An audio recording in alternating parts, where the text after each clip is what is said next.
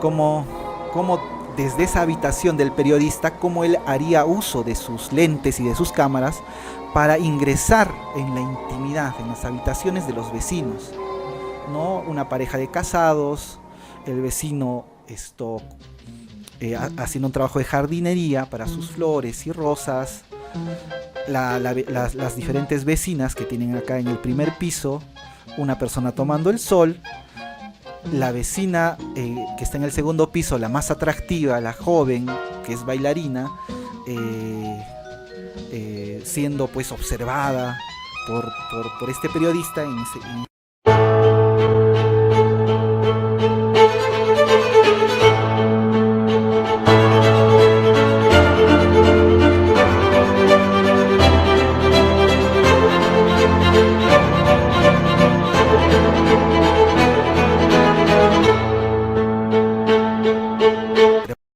Las ventanas nos han acompañado a lo largo de la historia, ya sea para calentar nuestros espacios, para contemplar el paisaje circundante, para observar el espacio público y facilitar el chisme y la habladuría, como también para vigilar en sus labores cotidianas a profesores, estudiantes, compañeros de trabajo, etc.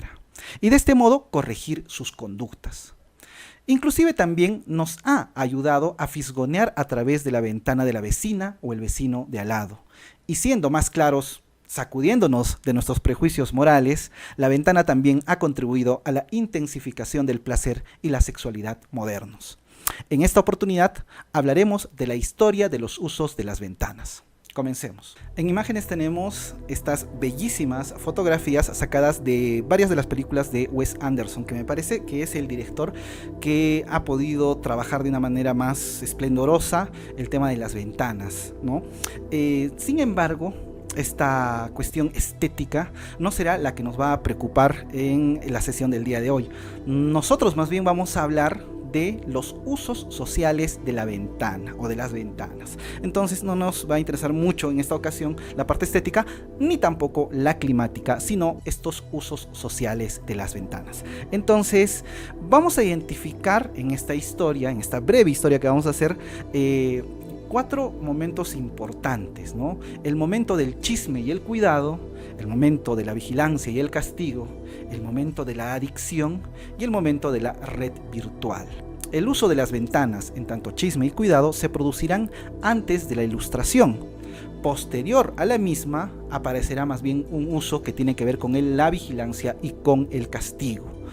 Esto durará hasta nuestros días. Sin embargo, posterior a la Segunda Guerra Mundial, concomitante a esta vigilancia y a este castigo, aparecerá un nuevo uso de las ventanas, que es el componente adictivo o de satisfacción o de placer, ¿no? Posteriormente, ya entrados los años 90 del siglo pasado, aparecerá también un nuevo uso que tiene que ver con el desarrollo del internet, y en este sentido las ventanas cobrarán otro tipo de atributos, en este caso su capacidad de establecer redes mundiales y de virtualidad, ayudados pues con dispositivos como las cámaras de vigilancia, celulares, pantallas, etc.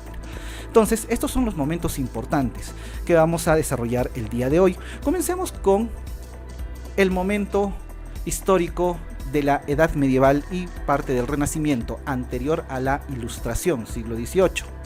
Entonces, en la Edad Medieval, la mayor utilidad que se le daba a las ventanas tenía que ver justamente con el chisme, la habladuría, ¿no? El hecho que desde esta arquitectura corporal masiva, contundente, y a través de estos pequeños elementos que eran las ventanas, que en su mayoría tenían 2 hojas y se abrían cual si fueran puertas, lo que se producía pues es el chismorreo desde el interior, desde este espacio íntimo, observando el espacio público y lo que acontecía en él, para después poder conversar con la familia en horas pues del almuerzo, la cena, etc.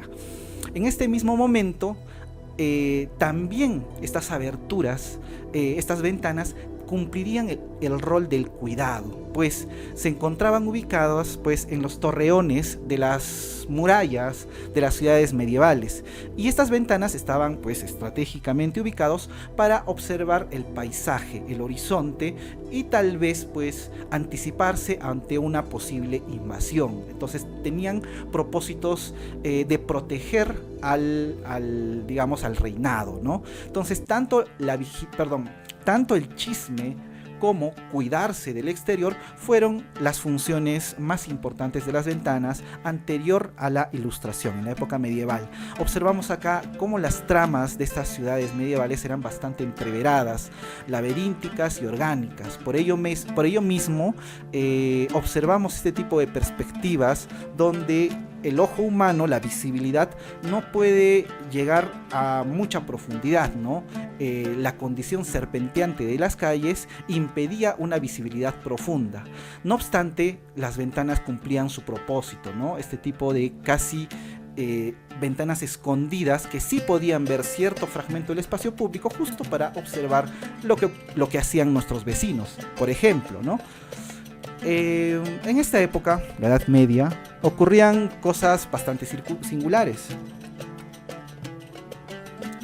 El castigo que se realizaba en este momento histórico consistía en el suplicio, ¿no? Descuartizar al delincuente, al criminal, al blasfemo, ahorcarlo o quemarlo en la hoguera. Antes de ello se procedía a un método de tortura en mazmorras, en sótanos ocultos, para poder arrancarles la confesión.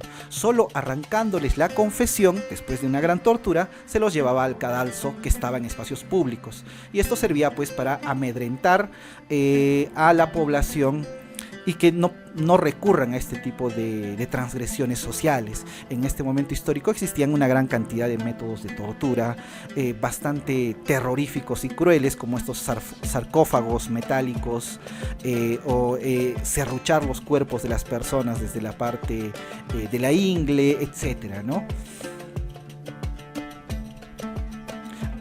Hay un dato curioso muy interesante que me parece importante resaltar.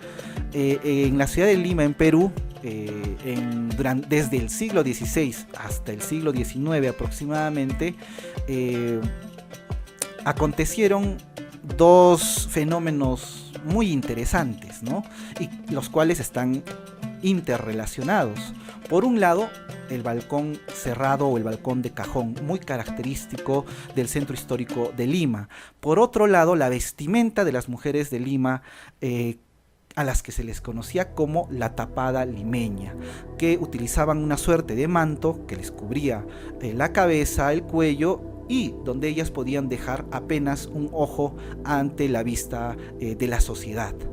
Estos dos dispositivos, vamos a llamarlos así, un dispositivo que tiene que ver con la ropa, el otro dispositivo que tiene que ver con la arquitectura, ayudaban justamente a este chismorreo, a esta habladuría. Por una parte, los balcones cerrados presentaban una suerte de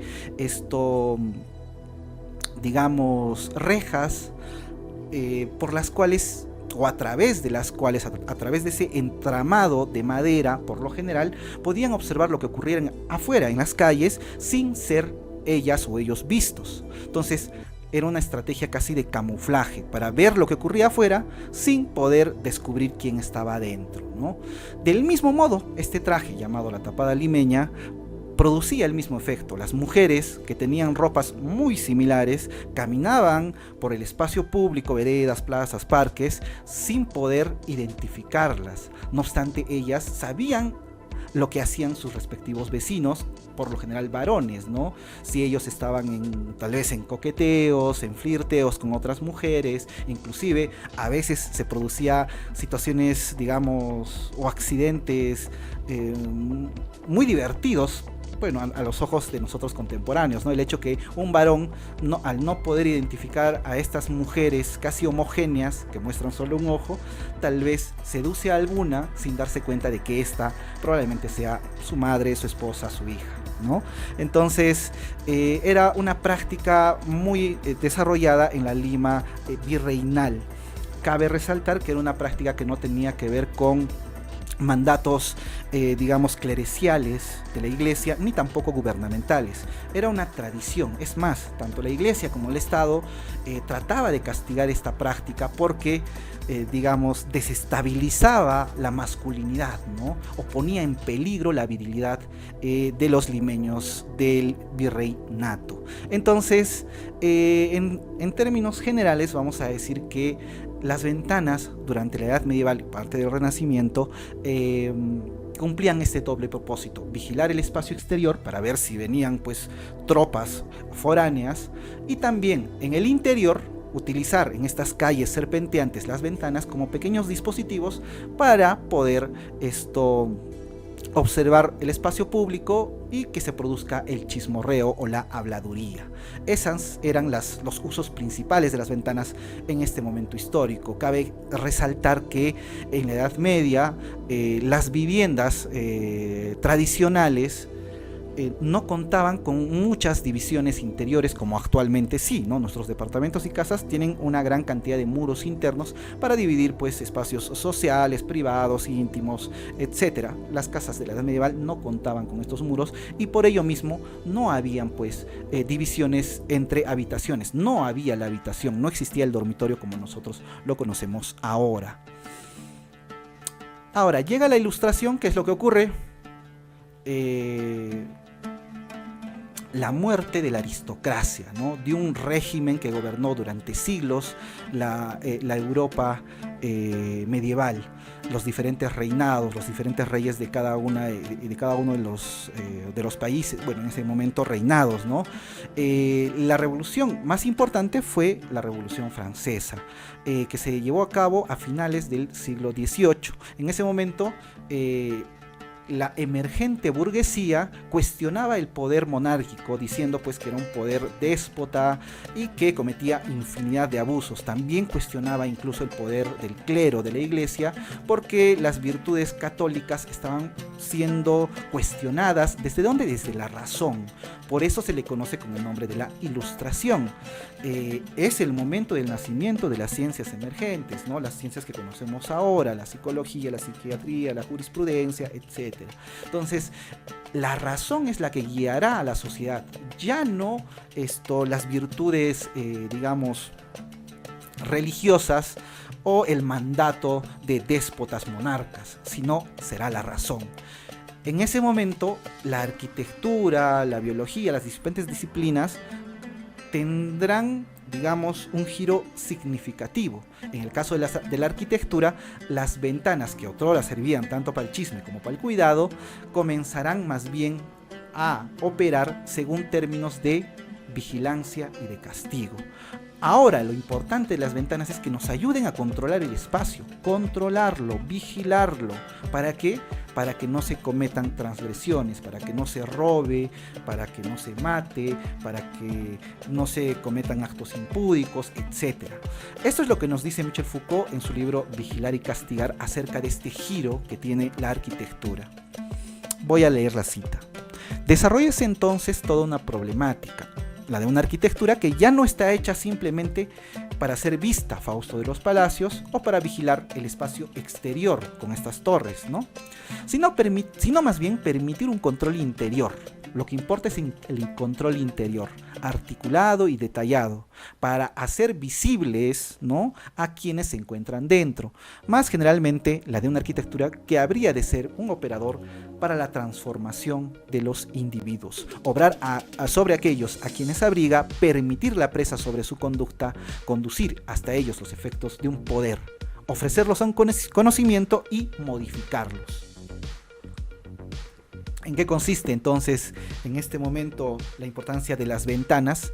El hecho de poder observar y vigilar a las demás personas y controlar su comportamiento. El dispositivo que fue más famoso, creado finales del siglo XVIII, es el panóptico, que es un invento del filósofo Jeremy Bentham. Observamos acá una cárcel construida en Cuba de esquema panóptico, que consiste en una torre opaca en el medio, donde estaría probablemente, no se sabe, un centinela. Y estos centinelas observarían a contraluz cada una de estas células, que serían las celdas, en todo el perímetro circular. Con ello, los presidiarios se sentirían absolutamente observados, sin pausa, todo el tiempo, y al mismo tiempo, de esta manera, controlarían sus propias prácticas o conductas. Más o menos este sería el esquema, ¿no? Que desde la torre se observaría a todos de este modo, a contraluz, y sancionar rápidamente sus malos comportamientos. Vigilancia y castigo, ¿no? Estos dispositivos, por ejemplo, la mirilla, el hecho de abrir una pequeña escotilla en una puerta y observar qué es lo que ocurre del otro lado, que se utilizó mucho, por ejemplo, en cárceles, manicomios. Pero también las ventanas, que desde un lugar jerárquico, donde de repente está el gerente, el dueño del negocio, en este caso un restaurante, a través de una ventana observar todo el lugar de trabajo, donde están cocineros, lavaplatos, de limpieza, etcétera, y que todo se realice rápidamente, que no hayan perezosos, pues si alguien está con las manos cruzadas, se le llamará rápidamente la atención. En la cuestión de los colegios, ¿no? Porque uno podría pensar que un colegio es un lugar, pues, donde no se realiza este tipo de vigilancias y castigos. Sin embargo, Foucault nos señala de que es precisamente en los colegios donde se realiza esta labor con mayor incidencia, ¿no? Las clases, los salones de clases en el siglo finales del XVIII y todo el XIX y parte del XX, diría yo, la mayoría de colegios eran de internado y presentaban una suerte de grandes espacios, una especie de hangares, donde habían muchas camas y donde dormían, pues, los escolares, púberes, adolescentes, etc. Estos niños, púberes y adolescentes eran vigilados. ¿Por qué? Porque se temía bastante respecto de su sexualidad. Era un momento en el cual la masturbación era una de las enfermedades más aberrantes, que producía males infinitos, la locura, la ceguera, las jorobas, etcétera, la pérdida del habla, que te crezcan pelos en la mano, etcétera, etcétera, etcétera. Para ello, pues, se establecían métodos de vigilancia, como el hecho de que al final del hangar, de ambos lados del hangar de habitaciones, estarían las camas de religiosas, por ejemplo, ¿no? Y estas religiosas podrían patrullar este espacio durante la noche para que no se produzcan este tipo de prácticas. Al mismo tiempo, y esto ya es aporte mío, si es que estas camas estarían ubicadas como vemos en este esquema, podría abrirse una ventana que dé en dirección de la cabecera de las dos camas, de modo tal que sin necesariamente salir a patrullar el espacio, ellas puedan observar una gran cantidad del espacio donde estaría en la cama de los estudiantes. Entonces, estas ventanas no tienen que ver con el chisme, hay que darnos cuenta, ¿no? No es que las monjas van a chismear de lo que está ocurriendo ahí, más bien es de observar que se desarrolle un mal comportamiento, castigarlo rápidamente y corregirlo. En ese mismo momento histórico, no solo la arquitectura producía este tipo de sistemas de vigilancia y castigo, sino también una serie de dispositivos adosados al cuerpo, como observamos en pantalla, diferentes elementos de metal y cuero colocados en las zonas genitales para impedir la masturbación de estudiantes y también de esposas en sus respectivos hogares, ¿no? Había un arquitecto, esto es importante resaltarlo, llamado Claude Nicolas Ledoux, el cual diseñó un burdel gubernamental en las afueras para las afueras de las ciudades francesas. Recordemos que en ese momento histórico la sífilis era casi una pandemia en Europa. Por ello mismo este arquitecto pensó, ¿no?, en diseñar un burdel gubernamental administrado por el espacio y que también tuviera espacios clínicos, o sea, despachos de médicos, ginecólogos que pudieran inspeccionar diariamente a las trabajadoras sexuales y de este modo impedir el contagio.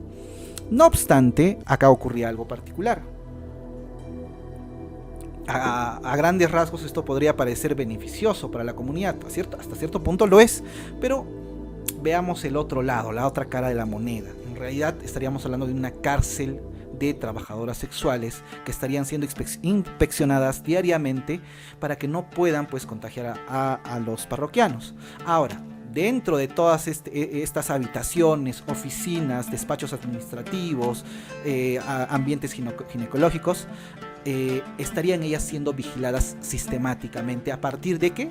De ventanas internas, ¿no? Toda una subdivisión de espacios que contienen justamente estos dispositivos, mirillas y ventanas, para observar pues que no se produzcan actos que transgredan las normas de la institución. Ahora, ya avanzado el siglo XIX, aparecerá un nuevo invento, algo distinto, llamado la cámara Gesell, diseñada y producida por un psicólogo del mismo apellido, el psicólogo Gesell.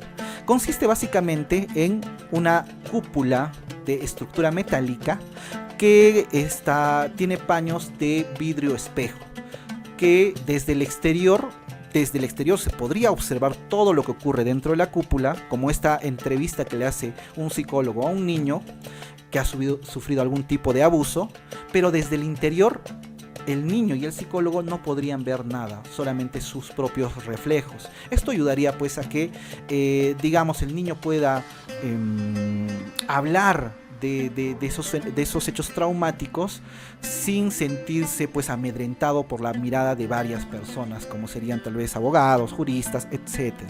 Este invento lo vamos a ver y nos va a acompañar hasta el final de la historia de las ventanas, ¿no? Es un invento que digamos que ha marcado un antes y un después en el desarrollo de la arquitectura y de las ventanas. Y se produciría una asimetría del poder, porque las ventanas hasta antes de este descubrimiento poseían facultades bidireccionales o simétricas. O sea, se podía ver tanto del espacio X hacia Y como de Y hacia X. En este caso, la mirada de uno de los lados quedaba completamente negada. Hay tres hechos que quisiera mencionar que son muy particulares para este momento histórico. Para principios del siglo XVIII, en este primer ejemplo, y para principios del finales del siglo XVIII en este caso, y principios del siglo XX en estos dos otros ejemplos.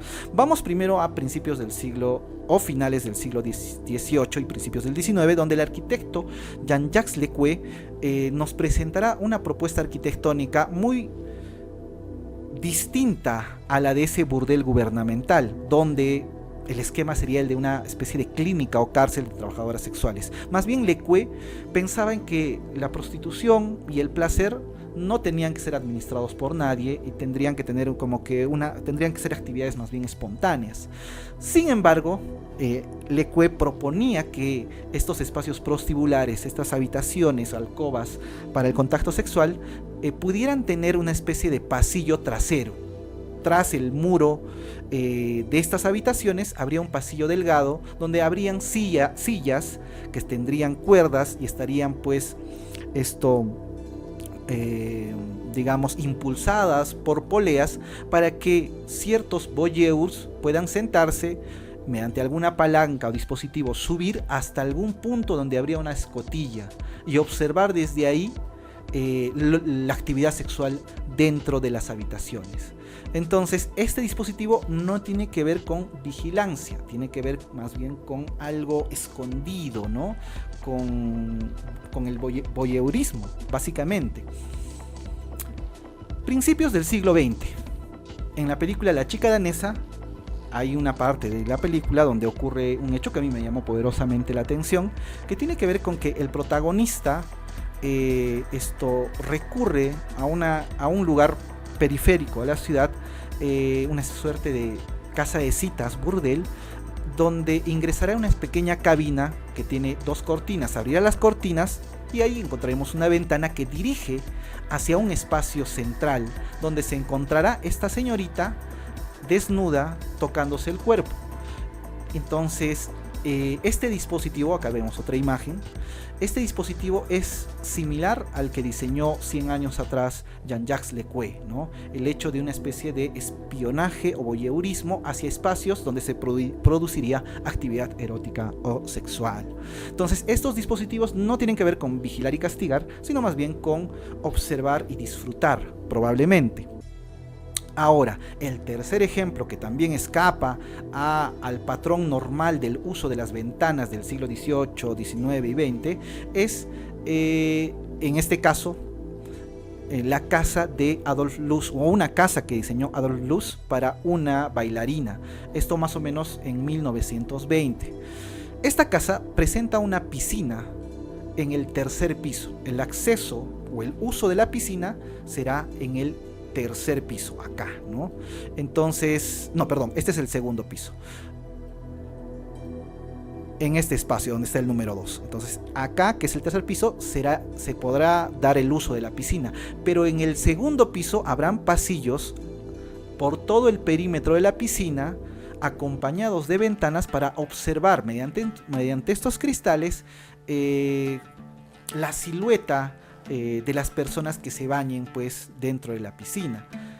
Acá tenemos un esquema en 3 dimensiones donde justamente observamos esas aberturas, esas ventanas. Incluso una de esas ventanas da hacia una especie de tribuna con unos asientos para disfrutar de esas siluetas casi danzantes en el agua, descansando pues en ese lugar.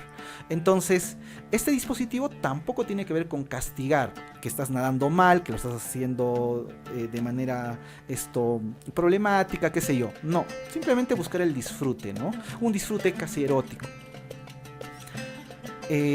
Otra cosa, avanzando ya un poco más, ya estamos con este ejemplo de Adolf Loos en los años 20, 30 del siglo XX. Durante la primera mitad del siglo XX se produjo también un giro interesante en el uso de las ventanas. El hecho del voyeurismo, no este tipo de voyeurismo que tiene que ver con arquitecturas del placer, ¿no? Estos dos ejemplos serían arquitecturas de placer, incluido, diría yo, la casa de Adolf Loos, que tal vez podríamos utilizar el concepto de seducción, dispositivos de seducción acá, dispositivos de placer por acá. Este nuevo tipo de uso de la ventana, que sería el voyeurista, más bien tiene que ver con el hecho de que desde mi ventana, desde mi casa, desde mi habitación, poder observar lo que ocurre en las habitaciones del vecino de enfrente. Nótese que es un uso más accidental de las ventanas, no es algo planificado, diseñado como en estos 3 ejemplos. Entonces el voyeurismo comenzará cada vez a tener mayor protagonismo, como vemos acá desde el espacio exterior, que se puede observar lo que ocurre en una habitación de hotel, en este caso un motel. Habíamos visto también ya un poco antes este uso disciplinar de la ventana, ¿no? Estas viñetas son de una película de El Gran Hotel Budapest de Wes Anderson, desde donde tenemos acá el despacho de probablemente el gerente, el dueño del negocio, con una ventana que daría hacia el lugar de trabajo, ¿no? Acá están las personas trabajando y desde esta ventana donde está el despacho del gerente podría observar todo el trabajo del personal de servicio y de este modo apurarlos tal vez, ¿no? Y decirles que sean más eficientes, sancionarlos, vigilarlos y castigarlos. Nótese la diferencia entre el uso de la ventana para producir satisfacción, placer, y el uso de la ventana para vigilar y castigar. Respecto del uso voyeurista de la ventana, me parece que uno de los cineastas que lo ha retratado de una manera más magnífica es Alfred Hitchcock. En su película Recuerda de 1945, en la película, por ejemplo, Psicosis del 60, o en la película icónica La Ventana Indiscreta. Creo que esta es en los años 70. En esta otra película, en la primera película Recuerda, en la cual tuvo ayuda de nada más y nada menos que Salvador Dalí, nos muestra este tipo de imágenes, ¿no? Donde una gran cantidad de ojos observan a la bailarina. En esta otra fotografía, la misma bailarina está siendo observada desde atrás por esa mirada, ¿no? En la película Psicosis, Norman Bates observa a la protagonista, que será asesinada posteriormente en la ducha, desde un cuarto contiguo, a partir o a través de un pequeño agujero en la pared. La Ventana Indiscreta, podríamos decir que es la película que desde el mismo título se centra específicamente en el uso voyeurista de las ventanas, un uso que tiene que ver, como repito, con el hecho de observar desde nuestro espacio privado el otro espacio privado de la otra persona. En este caso, la trama consistía en un reportero, periodista, que producto de un accidente, le habían enyesado una piedra, comienza a utilizar sus diferentes cámaras, recordemos que es periodista, para, producto del aburrimiento, ¿no?, observar lo que hacían sus vecinos. Me parece que para esto vamos a observar un pequeño clip que tengo acá a la mano, el cual es el siguiente. Entonces le ponemos play. Observamos justamente